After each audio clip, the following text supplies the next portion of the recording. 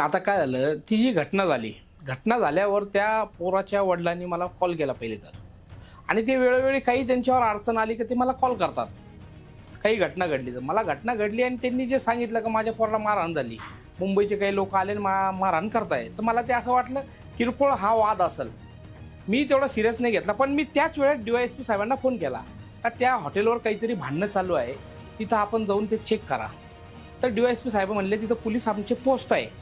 तर काही माझे सहकारी पोरं होते, मी त्यांना सांगितलं की तिकडे जा हॉटेलवर चेक करा. तर तोपर्यंत त्या पोराला उचलून कामगार हॉस्पिटलला नेलं होतं आणि ते पोरं कामगार हॉस्पिटलला पण आपले जे मुलं होते ते तिथं जाऊन त्यांना भेटले. पण थोड्या वेळाने काही 1-2 तासानंतर कळालं का मुलगा तो डेड झाला. डेड झाल्यानंतर ते काय आता मारणारे कोण होते तर मला माहितीही नाही. पण दुसऱ्या दिवशी जेव्हा सगळं हे चालू झालं तर सगळे राजकीय लोक रस्त्यावर उतरले. तर उतरल्यानंतर ते स्वतःही घाबरत होते ना नाव घ्यायला, का कोण आहे यांचा आका. म्हणजे हा का आत्तापासून हे सुरू नाही आहे. श्रीरामपूरमध्ये कुठलीही घटना झाली का त्याला यांचा आका आमदार सारखा माणूस, त्याच्या मागे पोलीस प्रोटेक्शन आहे ना. त्यांनी लोकांची दिशाभूल करण्यापेक्षा त्यांनी समाजाला सांगायला पाहिजे का ह्या माणसाचा ह्याच्यात हात आहे. FIR दाखल जेव्हा झाली तर FIR दाखल होत असताना त्याच्या वडिलांनी त्याच्यामध्ये कुठेही उल्लेख केला नाही का या घटनेमध्ये कुठल्या गँगचा संबंध आहे. पूर्णपणे त्यांनी सांगितलं का ते पोरं रूमला थांबेल होते, खाली येताना त्यांनी ज्या वेळेस तिथं किचन बंद होता त्यांनी जेवण मागितलं आणि तिथं जेवण न दिल्यामुळे त्यांची भांडणं झाले. सपोज धरू आपण एखाद्या गँगशी तो संबंधित होता आणि त्याला मारायला लावलं. अरे मारायला लावलं तर तिथं पाठवत असताना कोणतरी त्याला सुरी, चाकू, बंदूक, काही एखादा रॉड, काहीतरी असे हत्यार तर दिल ना. तिथं मारायला कोणी पाठवलं तर तिथं गेल्यानंतर त्यांनी तिथला टिपॉय का काय उचलला ते पोराच्या डोक्यात टाकला. अशी ती पूर्ण घटना आहे. पण एखादी घटना एखाद्या दुःखाचा डोंगर त्या माणसावर कोसळलेला आहे. आम्ही त्याच्यासोबत आहे. पण त्या घटनेला फक्त राजकारण म्हणून इतकं गावभर बंद करायचं, गावाला वेटीस धरायचं, त्या पोराची बॉडीची विटंबना करायची, पोलीस स्टेशनला आणून ठेवायचं. अरे बापाचंच म्हणणं नव्हतं ना काय असं गँगवर झाला का त्याची सुपारी झाली, असं बापाचंच म्हणणं नव्हतं काही. पण त्या माणसाला सुद्धा प्रेशराईज करणं का कुणाच तरी नाव घे, ह्या लोकांना फक्त राजकारण करायचंय. अरे तिथं मोर्चात बसलेले लोक हसताय, ते एवढी वाईट घटना झालेली आहे, आमदार बसलाय, सगळे हसताय लोक मोर्चामध्ये. आणि त्या ठिकाणी मीही गेलो असतो, पण मी त्या दिवशी इथं नव्हतोच ना. तर त्या मोर्चामध्ये मीही सहभाग झाला होतो. मी इथं नव्हतो त्यावेळेला सांगेन मी मुंबईमध्ये, आणि मला यायला उशीर झाला, मी तिथं नव्हतो त्या दिवशी. आणि माझं एक आपल्या सगळ्या मीडियाच्या माध्यमातून सर्वांना एकच म्हणणं आहे, जिथं आम्ही याच्यात आढळलं असेल आमचं एक कॉल, एक फोटो. अरे मोर्चामध्ये गेल्यानंतर मी ज्या ठिकाणी मोर्चाला जातो 20-30 हजार लोक त्या मोर्चामध्ये सहभाग घेतात, आणि कोण माझ्यासोबत फोटो काढतोय हे मी तर पाहू शकत नाही ना. एखाद्याने माझा फोटो सोबत काढला आणि तो कुठंतरी पोस्ट केला आणि त्याने कुठंतरी काही घटनेमध्ये तो आरोपी भेटला, तर त्याला जबाबदार मला धरणार का तुम्ही? अरे किती लोकांसोबत इथले अनेक नेते मोठे मोठे त्यांचेही फोटो आहेत, आणि एका घटनेला फक्त केंद्रित करायचं. आता 4-5 दिवसापूर्वी इथं गोळीबार झाला, 8 दिवसापूर्वी गोळीबार जो झाला त्याच्यामध्ये गुड्डू यादवचा पुतण्याला गोळी लागली. गुड्डू यादव काँग्रेसच्या तिकिटावर नगरसेवकला उभा होता का नाही, प्रभाग 12 मधून. पण त्याच्याकडे आमदार गेला नाही. का नाही गेला? का ज्या पोरांनी गोळीबार केला ते काँग्रेस पोषित गुंड होते, ते या काँग्रेसने पोसून ठेवलेले. त्या घटनेवर त्यांनी एक शब्द बोलला का? त्याच्या पहिले जगदनेशला 2 मुसलमानांनी चाकू मारला, त्या पोराची किडनी काढावं लागली, मातंग समाजात होता, त्याच्यावर आमदार बोलला का? का बोलत नाही? नायगावच्या नदीवर एका मातंग समाजाच्या पोराची हत्या झाली, मोका लागल्यानंतर त्यातल्या काही लोकांवर गोळीबार पण या श्रीरामपूरमध्ये झाला, त्याच्यावर आमदार बोलला का? आणि त्या केसमध्ये 8 ते 9 आरोपी केलेले, फक्त 2 आरोपी त्याच्यात अटक आहे. इतर आरोपी श्रीरामपूरमध्ये राहतात. मोक्यामधले 2-2 मोके त्यांच्यावर लागतात, आमदार बोलत नाही.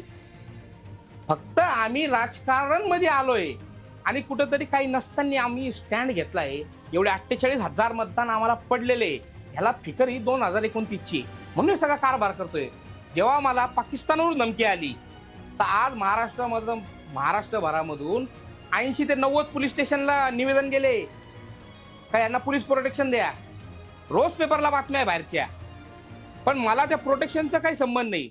पण एवढी मोठी घटना झाली त्याच्यावर बोलला का? लव जिहादचा कायदा बनला तर सर्वात पहिले विरोध करणारा हा आमदार आहे. बंटी सारख्या अतिरेक्याला सोबत मांडीला मांडी लावून प्रचार करणारा ह्याला वाईट हे वाटलेलं आहे का बंटी जागीरदारची हत्या झाली आणि ह्यांना त्याच्यात आरोपी का नाही केलं? का बंटी याचा भाऊ आहे या आमदारचा, सगळा सपोर्ट याला तिने केला. करण ससायला सगळा सपोर्ट बंटी जागीरदारांनी केला. अतिरेकी यांना चालतात, पण कुठला तरी माणूस गुन्हेगारी क्षेत्रातून येऊन धर्माचं काम करत असेल तर तो माणूस यांना कायम गुंड वाटतो. 4 वर्षात माझ्यावर कोणता गुन्हा दाखल झाला एक सांगायचं माझ्यावर? 4 वर्षामध्ये माझ्यावर कुठलाही गुन्हा दाखल झाला नाही. जे गुन्हे दाखल झाले ते माझ्या भाषणावरचे, जिथे इथं भाषण केलं त्या भाषणाचे गुन्हे, इतर माझ्यावर कुठलाही गुन्हा नाहीये. आणि तरी सुद्धा त्या घटनेचा कसं तरी गाव बरबंद करून, आता गोरगरीब लोक, भाजीपाले विकणारे लोक, त्यांच्या घरावर अशी परिस्थिती आज का जर इथं विकायला आले आणि आज विकलं तर त्यांच्या घरी संध्याकाळी खातील ते. त्या लोकांची जबरदस्ती दुकानं बंद करतात. आमदार गाडीवर फिरतोय आणि लोकांना दम देतोय. अरे लोकांनी जर स्व इच्छेने बंद केले तर ते बंद करायला आमचाही पाठी. गुंडांच्या टोळ्या तयार केल्या गेल्यात आणि हा बकासूर तयार झाला असं नाही म्हणलं ना, पण त्यांनी नाव नाही घेतलं. मी काय म्हणतो, प्रत्येक माणसाने नाव घेतलं पाहिजे. हा बकासूर कोण? नुसतं कोड्यात कशाला ठेवतात? घाबरू नका कोणाला. न्याय व्यवस्था आहे श्रीरामपूरमध्ये, ती तुमच्या पाठीशी आहे ना. माझंही नाव घ्यायचं असेल तर डायरेक्ट नाव घ्या, घाबरता कशाला? सगळे नाव घ्यायला पाहिजे. आणि हा पहिला मोर्चा आहे का? ज्या ज्या वेळेस श्रीरामपूरमध्ये कुठली घटना होईल आणि कुठला तरी ओळखी पाळखीचा माणूस त्याच्यात भेटला, हे कोड्यात बोलतात. श्रीरामपूरच्या मुली जबरदस्ती उचलून नेतात, त्याचा बलात्कार होतो. अरे एवढी मोगलाई माजली कोणाची? अरे एक तक्रार दाखवा ना, कोणतरी मुलगी समोर आणा. दिशाभूल करायचं काम आहे आणि नाव पण घेत नाही. कोण करतंय? आमदार आहे तू, तुझ्यामुळे तुला या श्रीरामपूर मतदारसंघ सुरक्षित ठेवायची जबाबदारी तुझ्यावर आहे. तू त्यांचे नाव घेतले पाहिजे. नाव का नाही घेत? टोळीचा सहभाग असू शकतो. अरे काहीतरी पुरावा दे, त्याच्यावर मानहानीचा दावा मी दाखल करणार आहे आमदारावर. त्याच्याकडे काही पुरावा असेल ते द्यावा. आणि मी पत्रकार म्हणून पत्रकारांना सगळ्यांना विनंती करतो की त्याला हा प्रश्न विचारा, यांचा कोणता 2 नंबरचा धंदा चालू आहे ते दाखव.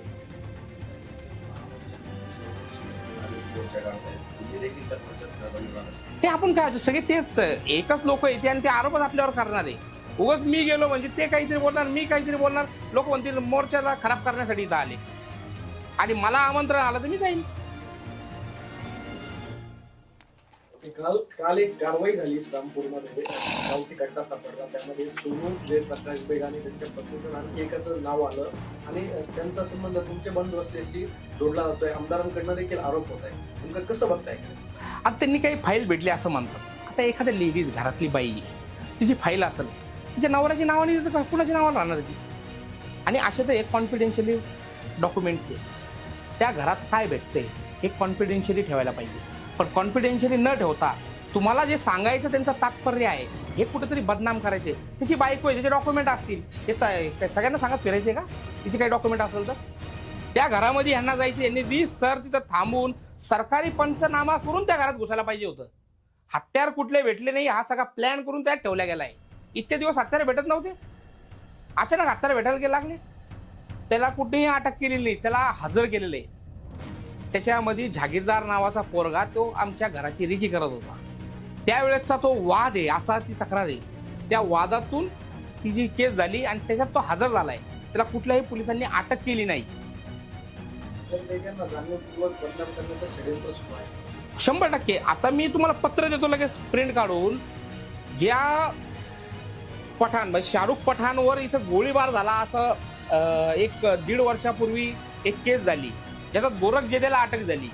त्या केसमध्ये मी 1.5 वर्षापूर्वी अधिकाऱ्यांना पत्र लिहून दिलेलं आहे. पत्र का ह्या केसमध्ये आमच्या गोरखचा संबंध नाहीये आणि त्याची रिसिट कॉपी माझ्याकडे आणि DVR CDR सगळं त्यांच्याकडे जमा आहे. त्यांचं म्हणणं असं आहे, जे मागचे अधिकारी होते त्यांनी तो लॅबला पाठवला नाही. ही चूक आमची का त्यांची? 1.5 वर्षामध्ये तो 2दा जेलमध्ये जाऊन आला. ऍडिशनल SP त्याच्यावर चॅप्टर केस केली. त्या दिवशी त्यांना दिसलं नाही का हा फरार आहे? ह्याच दिवशी का अटक करायची? हा सगळं ठरवून चालू आहे. आणि जो बडा नेता ह्याच्यात आहे त्याचे पूर्ण पुरावे माझ्याकडे आहे. आत्ता सगळं ठरवून एक खट्टी मी परत प्रेस घेऊन तुमच्या समोर सगळ्या पुरावे आणणार आहे.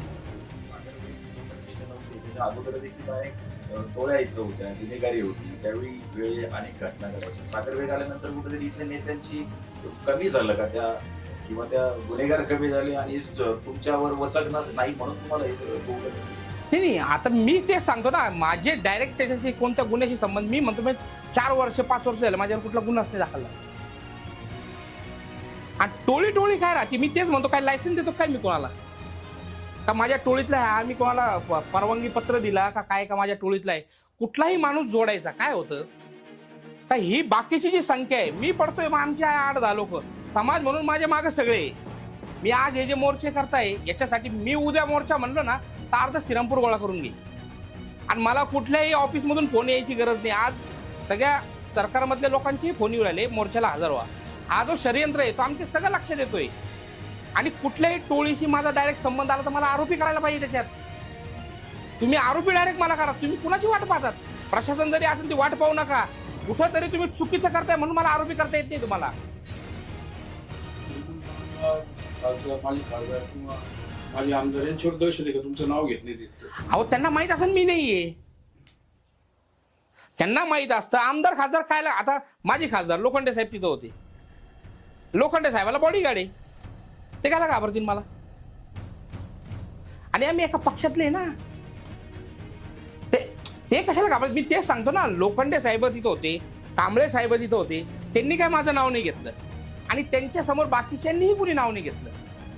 ते फक्त श्रीरामपूरची गुन्हेगारी संपावा ह्यासाठी ते मोर्चामध्ये हजर होते. आणि आमचंही समर्थन आहे त्यांना. अशा मोर्चामध्ये गेला पाहिजे, गुन्हेगारी संपलीच पाहिजे. पण गुन्हेगारी फक्त हिंदू करतो हा नॅरेटिव्ह फोडला पाहिजे कुठं.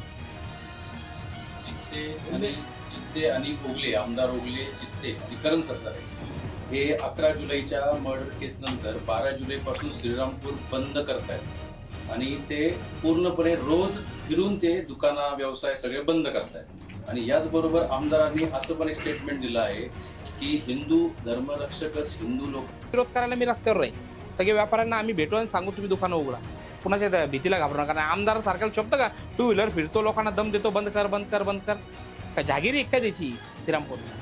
या सगळ्या प्रकरणामध्ये स्पष्ट आहे ना, जे 3 आरोपी पकडलेले आहेत त्यांचा तुमचा काही संबंध आहे का? आणि हे 3 आरोपी कोण आहेत याची पार्श्वभूमी जाणून घेतली, कारण आरोप तुमच्यावर. आता याच्यामध्ये भाजपचा नेता आहे आपला श्रीरामपूरचा, त्याच्या रॅल्यामध्ये हे आहे 2 व्हीलरवर. करत तर त्याला पण आरोपी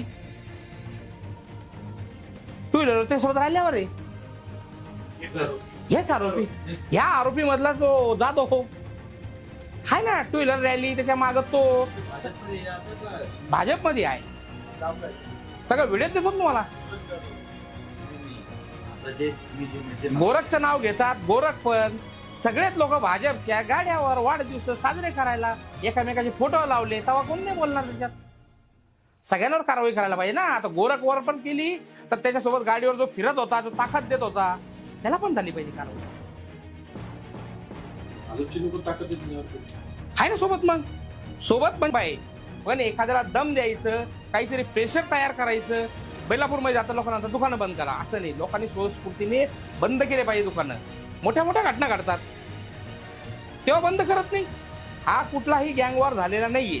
हा त्याच्या वडिलांचं म्हणणं आहे, तरी सुद्धा त्याच्या वडिलांवर प्रेशर करायचं काम चालू आहे. आणि काल पोलिसांनी तर हे घेतले, प्रेस घेऊन सांगितलं का ह्यामध्ये 3च आरोपी आहे. आणि आता उद्या यांनी परत मोर्चा ठेवला. मोर्चा ठेवून फक्त एखाद्या माणसाला बदनाम करायचं काम हे कुणाकडून शिकायचं असेल तर या काँग्रेसवाल्यांकडून.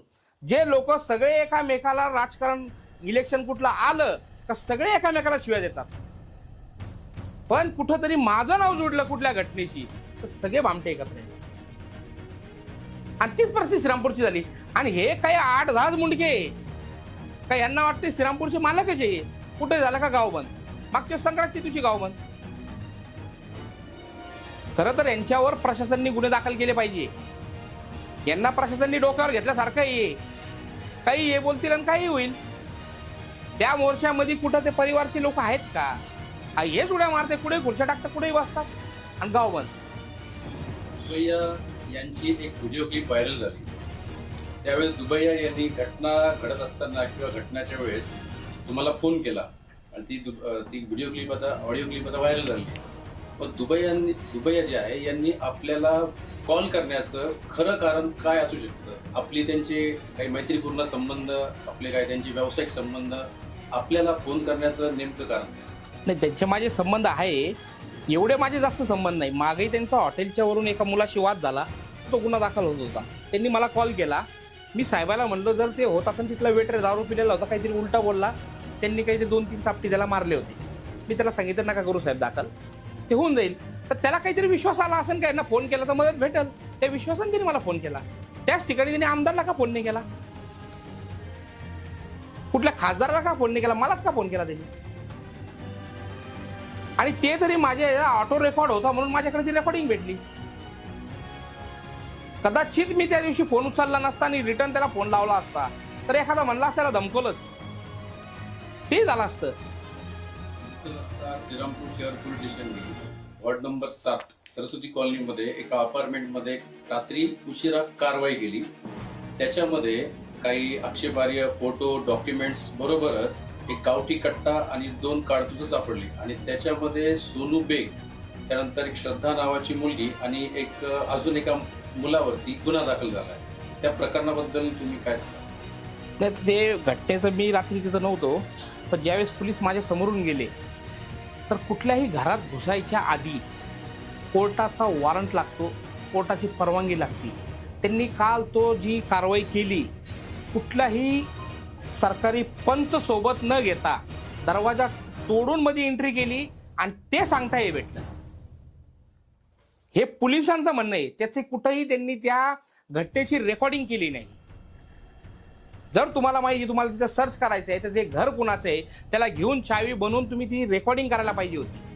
ते तसे घुसले आणि त्यांचं म्हणणं आहे तिथं वेपन भेटलं आणि हे कुठंतरी बदनाम करायचं काम चालू आहे. माझ्याकडं अनेक रेकॉर्डिंग आलेले आहे, मी ते योग्य वेळी देणार आहे. याच्यात मोठ्या मोठ्या नेत्यांचा हात आहे. ज्या नेत्यांनी हे सगळं रचलेलं आहे त्या अनेक लोकांची माझ्याकडे रेकॉर्डिंग आल्या. अनेक पोरींकडे हे जाऊन सांगताय का तुम्ही यांच्यावर बलात्कारचे गुन्हे दाखल करा. त्या सगळ्या पोरींची माझा संपर्क झालेला आहे. त्या पोरींनी सगळ्यांनी व्हिडिओ बनवले आणि त्या सगळ्या पोरी पोलीस स्टेशनला हजर होऊन सांगणार आहे का त्यांच्याकडे कोण कोण जात आहे आणि यांच्यावर बलात्कारचे गुन्हे दाखल करा. हे सांगता हे सगळं मी उघड करणार आहे. आकाश दुबैया या तरुणाच्या हत्येशी तुमचा एकतर तुमचा किंवा तुमच्या लोकांचा संबंध नाही असं तुमचं म्हणणं आहे. जाणीवपूर्वक तुम्हाला या सगळ्या याच्यात गोवलं जात आहे, हे सगळ्या प्रकरणात प्रयत्न चालू आहे गोवायचा. काय झालं, एकदा माणसाचं नाव लागलं गुंड का त्याला जोडायचं ना त्याच्याशी. तर मी काय म्हणतो, कुठंतरी अशी लिंक जोडून द्यायची का त्या पोरांचा माझा 1% सुद्धा संबंध असेल, अशी लिंक तरी जोडून द्यायची ना, का ज्यांचा माझा काहीतरी संबंध आहे त्याच्यात. उगाच फक्त गाव बदनाम करायचं. श्रीरामपूरमध्ये गुन्हेगारी वाढली. आज परिस्थिती बघा, इथून श्रीरामपूरच्या इथून पलीकडे जर पाहिलं वार्ड नंबर 2 मध्ये तर मोठ्या मोठ्या ट्रका तोडल्या जातात चोरीच्या. आणि जेवढे गाड्या चोरी होतात आपल्या जिल्ह्यामधले त्या या वार्ड नंबर 2 मध्ये स्क्रॅपच्या माध्यमातून तोडायला येतात. त्याच्यावर आमदारला ते दिसत नाही. महाराष्ट्रभर गो हत्याबंदी कायदा आहे, सगळे कत्तली करणारे, गायाच्या कत्तली करणारे आमदार सोबत फिरतात, ते त्याला दिसत नाही. घटना ही चुकीची झालेली आहे आणि त्या दुबळ्या परिवाराला आमचं समर्थन आहे. आणि जिथं त्यांना असं वाटन का आमची गरज पडल तर तिथं आम्ही निवेदन देऊ आणि जिथं मोर्चे काढायचं तिथं त्यांच्या सोबत जाऊ. त्या लोकांशी माझा कुठलाही संबंध नाहीये. तुम्ही शाल पांघरून एक टोळी 2 नंबरचे धंदे करत असतात आरोप हेमंत डोंगरेकर. हा, ते तर माझं मेन म्हणणं आहे. एक पोलिसाची अशी रेड दाखवायची का ज्या 2 नंबर, एक तर माझे पोलीस माझ्याकडून हप्ते घेत असतील आणि तिथं जात नसतील, मग त्या पोलिसाला कारवाई केली पाहिजे. माझ्या माणसांवर, माझ्यावर, माझ्या परिवारच्या माणसावर एक गुन्हा असा दाखवायचा का कुठल्या तरी 2 नंबर धंद्याचा त्याच्यावर गुन्हा दाखल झाला, किंवा या आमदारांनी तिथं नेऊन दाखवायला पाहिजे हा धंदा याचा आहे. उगाच लोकांची दिशाभूल करायची नाही. माझे कुठलेही 2 नंबरचे धंदे चालत नाही.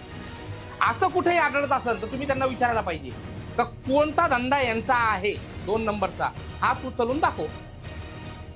तुम्ही काँग्रेसच्या लोकांवरती जरी आरोप करत असला, मात्र काल शिंदे सेनेतलेच काही तुमचे सहकारी जे आहेत त्यांनी देखील थेट आरोप केलाय की हे जे हिंदुत्वाच्या नावाखाली सगळं, पण ते समाजावर इम्पॅक्ट काय होतो त्याचा? पत्रकारांच्या बद्दल तुमची जी भूमिका आहे आता सोशल मीडियात पण एक, पण पत्रकार जी मिळालेली माहिती आहे त्याच्यावरती आधारित बातमी प्रकाशित करतो. नाही, आमची- माहिती देणारी जी लोक असतात ती शासकीय यंत्रणेतली लोक आहेत नाही मग तीच आपण ती शहानिशा, मी तेच सांगतो ना आता जसं किंवा त्यांनी दोघांपैकी कुणी जी माहिती दिली ती माहिती खरी मानून पत्रकार ते बातम्या देत असतात. यामध्ये पत्रकारांचं म्हणजे कोणी पण असेल, पत्रकारांचा व्यक्तिगत रोल आहे असं मला वाटत नाही. नाही. आता ऐका ना, 2 मिनिटं साहेब, 2 मिनिटं. आता जी आकाशची हत्या झाली, ऐका, आकाशची जी हत्या झाली पहिल्या दिवसापासून पोर्टरमध्ये काय होतं, चाकू घुपासल्याने तिची हत्या झाली, हे बरोबर आहे का? पण ही बातमी जर लोक समाजात जाती तर कुठेतरी आपली चूक होती का नाही? मी तुम्हाला नाही सांगत, मी आपल्या पत्रकार बांधवांना सांगतोय, हे कुठेतरी आपली चूक होती. आपण शहानिशा त्याची केली पाहिजे. माझ्या भावाला मी सरेंडर केलं, पोलीस स्टेशनला झाला, सरेंडर झालं. सगळे म्हणले सापळा रचून धरला. कोर्ट म्हणतो तो हजर झाला, आयो म्हणतो हजर झाला. मग अशा बातम्या लावून कशी समाजाची दिशाभूल करायचं काम आहे का? मी एका कुठल्या माणसावर सांगत नाहीये. आणि जेव्हा काहीतरी चांगलं काम आम्ही करतो तर ते सगळे पत्रकार आमचं दाखवत नाही ना. भैया, तुम्हाला एक मिनिट, मारहाण झाल्यावर, अपहरण झाल्यावर, कुणी खंडणीची धमकी दिल्यावर तुम्हालाच फोन काय येतो? म्हणजे नेमकं तुमचंच नाव नाही नाव मी नेमकं काय?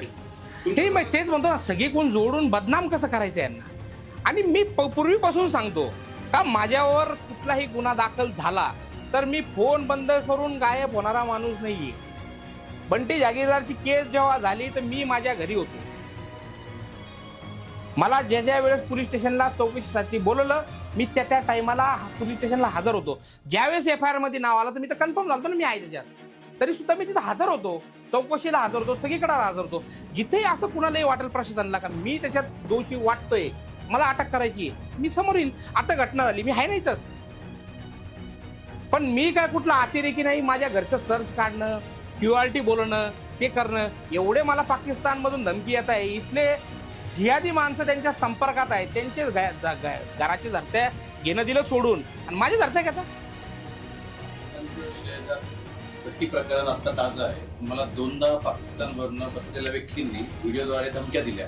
त्याच्यामध्ये ATSनी पण काही श्रीरामपूरमध्ये कारवाई केल्या, बरेच त्याच्यामध्ये उलगडा झाला. याविषयी काय तुम्ही सांगा? 102 आरोपी त्याच्यात धरले महाराष्ट्रभरातून. छत्रपती संभाजीनगरमध्ये जे लोक धरले त्यांच्याकडे गन मशीन भेटले, 5 कोटी कॅशही भेटला असं मीडियात आलंय.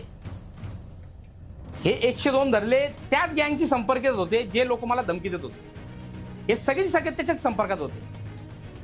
मी त्यावेळेसही ते सांगितलं होतं का प्रशासनाने व्यवस्थित कारवाई करायला पाहिजे.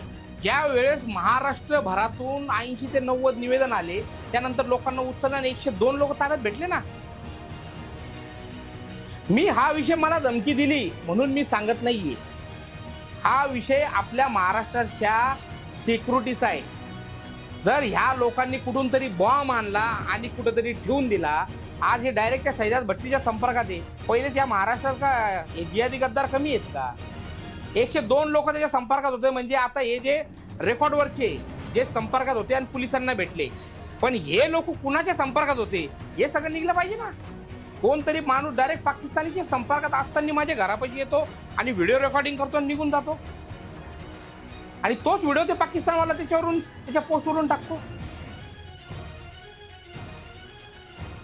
पाकिस्तानच्या कुठल्या लोकांनी किंवा टेलिव्हिजन किंवा कोणी तुमच्या घराचे किंवा तुम्हाला जे व्हिडिओ किंवा कॉल केले किंवा व्हिडिओ आले तुम्हाला काय वाटतं कोण आहे? सगळे पाकिस्तानी ना, आणि सगळे त्यांच्यावर आता कोणी त्याच्यात सामील आहे? भेटले ना. इथले 5 लोक वार्ड नंबर 2 मधले उचलले होते ATSनी. 5 लोक जे मुसलमान उचलले ते सगळे काँग्रेस पोषित आहे, सगळे काँग्रेसच्या संपर्कातले लोक आहे. पोलीस स्टेशन मध्ये FIR केली? मी नाही गेली. तिथं राहणाऱ्या माणसांनी जेव्हा तिथं राहतो त्यांनी पाहिलं हे बिल्डिंगचा आपले फोटो आहे आणि व्हिडिओमध्ये तो सांगतो याला बॉम्ब निवडून टाकतो. मग तो घाबरला, त्याची मुलं बाळ राहतात. तो गेला पोलीस स्टेशनला तक्रार केली. मी काय सिरियस नाही घेतली त्याला. तो गेला, तिने तक्रार केली आणि त्यात 3 तक्रार दाखल केली ना, असंच झालं. मग त्याच्या तक्रारीवर 2 धरले ते अल्पवयीन निघले. पण अल्पवयीनला मोबाईल दिला कुणी? अल्पवयीनकडे मोबाईल दिला, अल्पवयीनला गाडी दिली. काहीतरी कायदा पास केला ना आता का अल्पवयीन मुलगा जर गाडी चालवत असेल तर त्याच्या बापावर गुन्हा दाखल करा. पण तशी कारवाई नाही झाली. कारण धमकी मला आली ना. ती मला धमकी आली म्हणजे मोठी कारवाई करायची, म्हणजे सागरबेग फेमस होऊन जाईल. कारवाई करायची नाही ती त्यात. आपण आता बघितलं तुम्ही देखील गुन्हेगारीच्या विरोधात आहे, पण इतकी श्रीरामपुरात गुन्हेगारी टोळ्या कोणाची आहेत आणि कोण गुन्हेगारी पोहोचतो? नाही, मी हे सांगतो ना, ज्या माणसाला हे सगळा अभ्यास आहे, आमदार आहे ना, तू सांग ना सगळ्यांची नावं. एकच बेकटोळी बेकटोळी बेकटोळी. अरे बेकटोळीचे सदस्य सांग कोण याच्याशी निगडीत आहे, त्यांचे कॉल आहे का, कुठंतरी भेटले का, कुठंतरी प्लॅन झाला का? असे लोक असतील तर आम्हाला आरोपी करा ना. भाजपच्या एका महिला नगरसेवकाकडनं या आंदोलन जे पोलीस स्टेशनमध्ये झालं त्याच्यामध्ये असं सांगण्यात आलं की आता टोपीधारक लोकांकडनं त्रास देतोय. जो त्रास मुसलमानांना व्हायला पाहिजे तो हिंदू लोकांना होतोय. याकडे आपण काय? नाही, आता त्रास देतोय म्हणजे कोण देतोय? कोण हिंदू रक्षक? आता सगळ्यात मोठे तर प्रकाश चित्त हिंदू रक्षक आहे. श्रीरामपूरमधले. कुठंतरी सुपाऱ्या बंद झाल्या आमच्यामुळं, सगळे सुपाऱ्या बंद झाले आणि हे नाटकं सुरू झाले. इतक्या दिवस तर करणला शिवाय देत होता ना. अंजुमच्या बिल्डिंगचे कागदपत्र जी वेस्टर्न हाईट असेल, ते जे गोल्ड मार्केटची बिल्डिंग असेल, या सगळ्या बिल्डिंगचे हप्ते खाऊन कोर्टामध्ये पिटिशन दाखल करून ठेवली आणि ते अर्ज आम्ही दिले. अंजुम हा चुकीच्या पद्धतीने स्वीकृत नगरसेवक केला याचा अर्ज आम्ही दिलेला आहे. हा सगळा दुग्ध आहे. अंजुमच नाही तर त्यांच्या पक्षाचे 3 लोक हे चुकीच्या पद्धतीने नगरसेवक झाले, याचे कागदपत्र मी तिथं दिलेले. ह्या सगळ्या गोष्टीचा रोष आहे. त्यांचे 3 नगरसेवक त्यात बाद होणार आहेत. आणि आमदार ओगले यांचं म्हणणं असं आहे, सागर बेग यांनी आतापर्यंत कुठल्याही मुस्लिम गुन्हेगारांच्या विरुद्ध मुवमेंट राबवली नाही. मागची बंटीच्या ह्याच्यात मला वाटतं माझं नाव आलं एफ आय आर मध्ये, पोलिसांनी क्लीन चिट दिली. बंटी हिंदू असेल, मला असं वाटतं बंटी हिंदू असेल, पाप्या शेख हिंदू असेल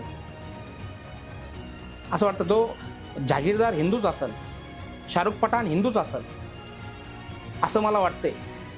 त्यात माझे नाव नाही पण आलं ते मला क्लीन चिट भेटलेली, सगळे हिंदू जे मला असं वाटतं. एकंदरीत आता तुम्ही शिवसेना शिंदे गटाचे मध्ये पक्षामध्ये आहात.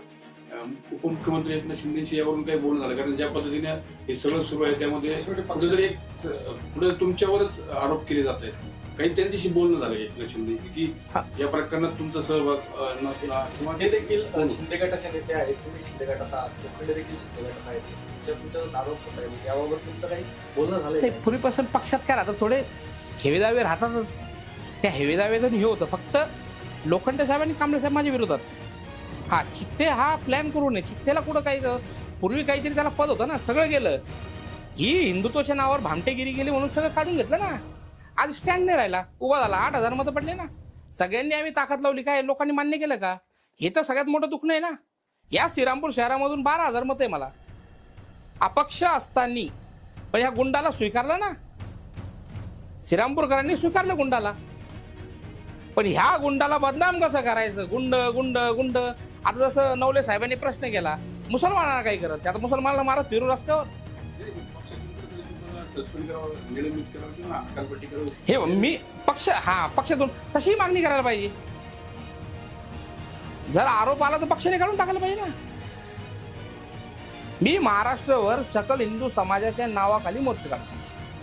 पक्षाचा मी झेंडा वापरत नाही. पक्ष आहे, सोबत आहे. पक्षाचा आम्ही एक त्या लेवलपर्यंत काम करतो. पण आमचं मूळ काम हिंदुत्वाचं आहे. ज्या हिंदुत्वामुळे मी आज तुमच्या समोर बसलो आणि ज्या हिंदुत्वाच्या जोरावर मी महाराष्ट्रभर फिरतोय, त्या हिंदुत्वाचं काम मी सोडणार नाही. आणि ते मी सोडावा, ते मी बंद करावा, हेच सगळे प्रयत्न आहेत. राजकारणामुळे श्रीरामपूरच्या गुन्हेगारांना पाठबळ मिळत असल्याचा आरोप देखील तुमच्या विरोधात करतात. मी तेच म्हणतो ना. आता जसं गोरख जेतेला उचलून टाकलं, 1.5 वर्षापूर्वी आम्ही तिथं दिली ना. मी आता सगळ्या पत्रकारांना नोटीस देतो ना, ते आम्ही तिथं अर्ज दिलेला आहे, त्याची रिसिप्ट कॉपी आम्ही दिली ना, की आम्ही CCTV फुटेजमध्ये घरी आहोत आणि तिथं गुन्हा घडतोय, तुम्ही आम्हाला गोळी मारताना आमचा रोल दाखवताय. कसं शक्य होईल? आणि पोलीस म्हणतात मागचे जे अधिकारी होते त्यांनी तो लॅबला पाठवला नाही. आता याच्यात चूक आमची आहे का त्यांची आहे? नागपूरमध्ये जी गुन्हेगारी समोर येते आहे, याला दोषी पोलीस आहेत का? आता पोलिसांनी जर असं वाटतंय त्यांना तर गुन्हे घडताय आणि मी जबाबदार आहे, सगळ्यांवर मोके लावायला पाहिजे ना. कोणी थांबवलंय त्यांना? त्या लोकांवर कारवाई केली पाहिजे, मोके लावायला पाहिजे, MPD लावायला पाहिजे, तडीपार केलं पाहिजे. या सगळ्या गोष्टी करायला आता मी काय कुठल्या पदावर नाहीये का माझ्या दहशतीमुळे पोलीस थांबतील? त्यांनी गुन्हे दाखल करायला पाहिजे सगळ्यांवर.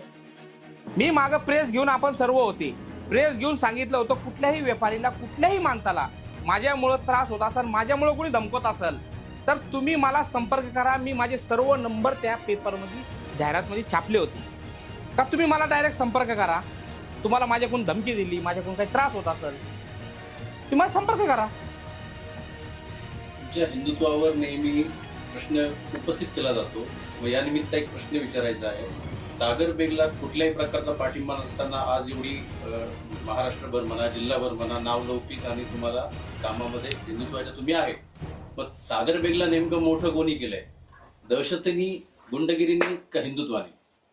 नाही, मला तर माझ्या कामाने मोठं केलं. बघा, माझ्यावर गुन्हे होत नव्हते मी असं सांगत नाही. माझ्यावर गुन्हे होते, निर्दोषी झालो. पण आजही काही पत्रकारांच्या म्हणजे आमची नाराजगी आहे त्यांच्यावर. ते काही शहानिशा करत नाही. गुन्ह्यांची आमची लिस्ट छापल्या जाते, पण किती त्याच्यात निर्दोष झाले, किती गुन्हे बाकी आहे, याची शहानिशा आपण पत्रकारांनी केली पाहिजे. 16 गुन्हे, 30 गुन्हे, 25 गुन्हे, अहो निर्दोष झाले, सगळे गुन्हे निर्दोष झाले ना. 2-4 गुन्हे राहिलेले. आता माझ्यावर 4 गुन्हे आहेत. पुरा 18 गुन्हे होते, निर्दोष झालं. आता माझ्या भावावर 16 गुन्हे दाखवत आहेत. 16 गुन्हे, 4च गुन्हे राहिले. म्हणजे समाजामध्ये काय होतं, जेव्हा कुठलाही पत्रकार छापत असेल आणि ते बातम्या जेव्हा समोर येतात, कुणी वाचत असेल, हे 16 गुन्हे, 20 गुन्हे आणि सगळ्यांचे गुन्हे एकत्र करतात, एकूण झाले 50 गुन्हे. लोक अशा याच्यात सोबत दिसले असेल, ज्याचे याचे फोटो असेल, प्रत्येकावर कारवाई करा ना. आता प्रकाश चित्ते अर्जुन दाभाडे सोबत फिरत नव्हते, रात्रंदिवस होते ना. अर्जुन दाभाडेवर 2 मोके, मग प्रकाश चित्तेलाही मोक्यामध्ये अटक केली पाहिजे की नाही? म्हणजे आमच्या सोबत राहणारा माणूस हा गुंड होतो, तुमच्या सोबत राहणारा माणूस सुशिक्षित होतो काय?